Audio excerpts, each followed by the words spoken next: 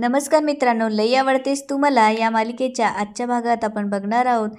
सानिकाची आई सावित्री सरकार व सानिकाला म्हणत असते, सानिका साखरगावच्या साहेबराव पाटलांची मुलगी आहे आणि तू कळशीचा आप्पासाहेबांचा पोरगा.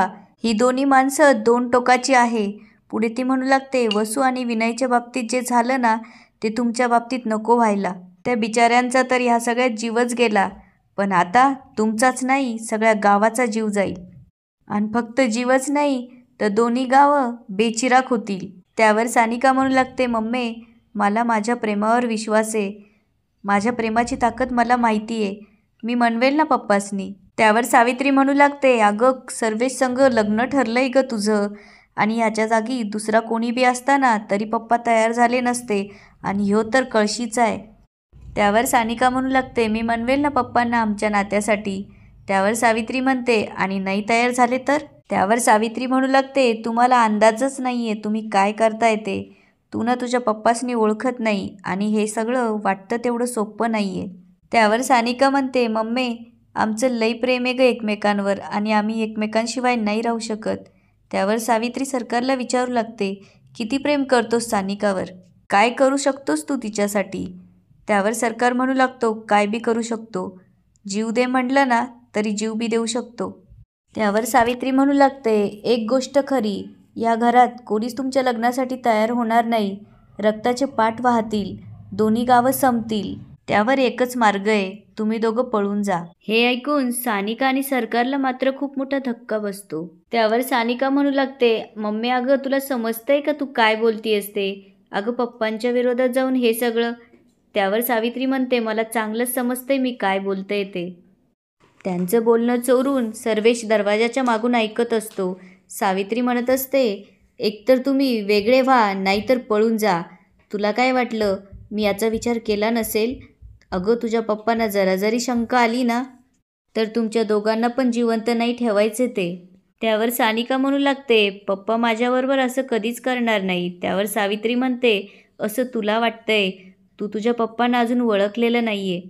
त्यांचं खरं रूप तू अजून पाहिलेलंच नाही आहे. ऐका माझं, तुमचं खरंच एकमेकांवर प्रेम आहे ना.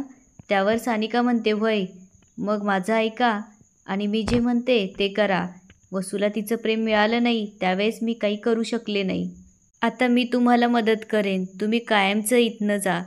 त्यावर सरकार म्हणू लागतो, आई मला हे नाही पटत आहे. आम्ही दोघं जर पळून गेलो तर साहेबरावांना समजायचं राहणार आहे का.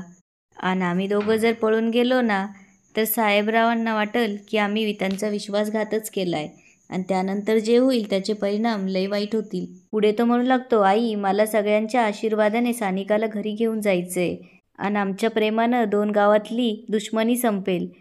त्यावर सावित्री म्हणते, असं तुला वाटतंय. आणि ती म्हणू लागते, अरे प्रेमात आंधळे होतात हे माहीत होतं मला, पण तुम्ही तर मूर्ख झालायत. अरे चूक काय बरोबर काय काहीच कळत नाही तुम्हाला. आणि ती सानिकाला म्हणू लागते, तुला माहिती आहे ना पप्पांसाठी त्यांचा शब्द किती महत्त्वाचा आहे ते, आणि सर्वेश संग तुझं लग्न लावण्याचा शब्द दिला आहे त्यांनी. आणि जबरदस्ती पप्पांनी तुझं लग्न सर्वेश संग लावून दिलं तर तू काय करणार आहेस. तुझ्याकडं ना आता दोन पर्याय आहे, एकतर सर्वेश संग लग्न नाहीतर पळून जाणं.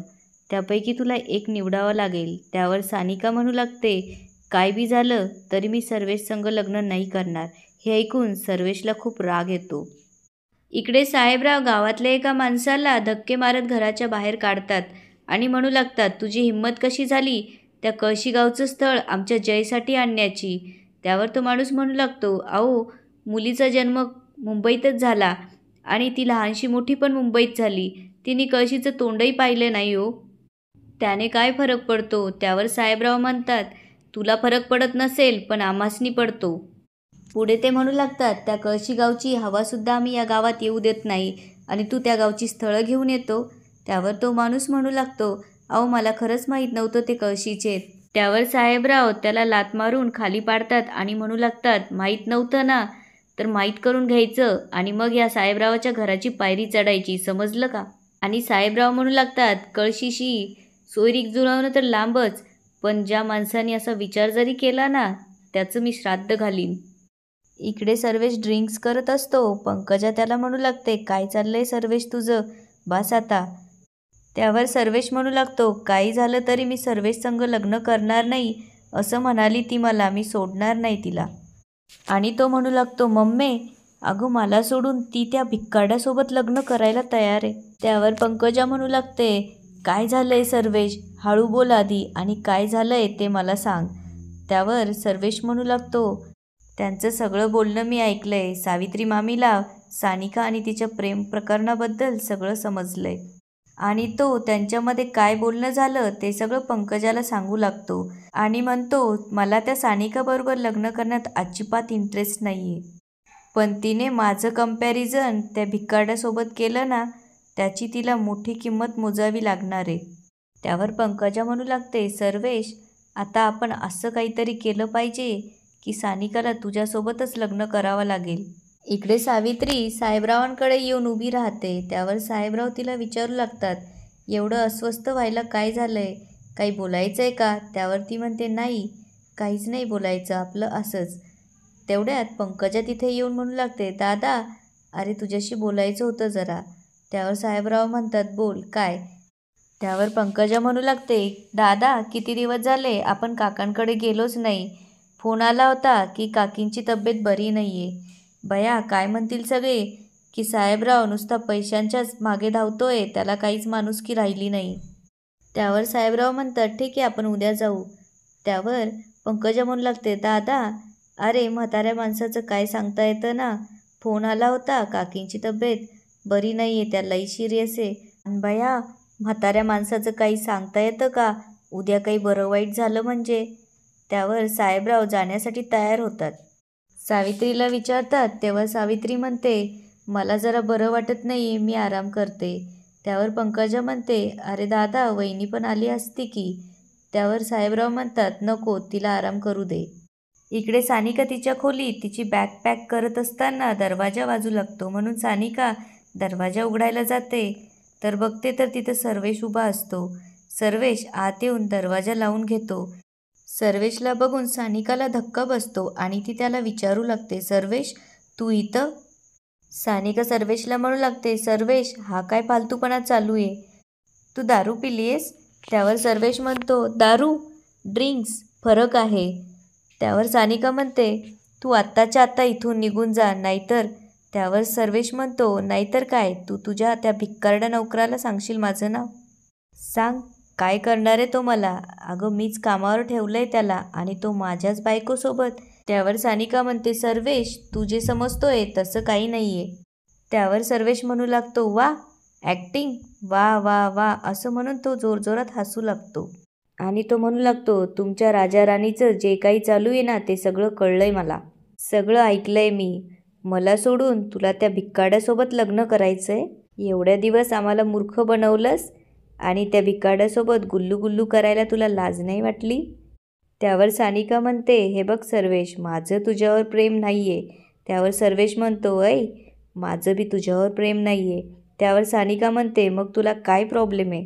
त्यावर सर्वेश म्हणू लागतो, माझा प्रॉब्लेम हा आहे ना की तू माझ्याशी सोडून त्या भिक्कारड्याशी लग्न करायला तयार झाली, हा माझा अपमान आहे.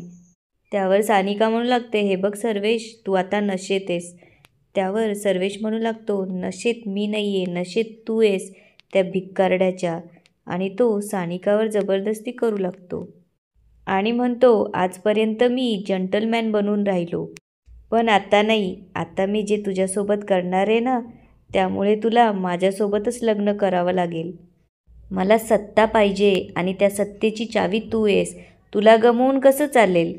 आणि तो पुढे म्हणू लागतो, मी आता जे काही करणार आहे ना त्यामुळे तुला कोणच ॲक्सेप्ट करणार नाही, तुझा तो भिक्कारडासुद्धा. सानिका राजा राजा म्हणून आवाज देऊ लागते. सरकार सानिकाचा आवाज ऐकतो आणि दरवाजा उघडण्याचा प्रयत्न करतो, पण दरवाजा बाहेरनं लावलेला असतो. सरकार दारुगडा दारुगडा असं म्हणू लागतो. इकडे सर्वेश मात्र सानिकाला म्हणत असतो, राजाबिजा आता कोणीच येणार नाही. आणि याच ठिकाणी आजचा एपिसोड संपतो. आता पुढे काय होणार ते बघूया उद्याच्या भागात.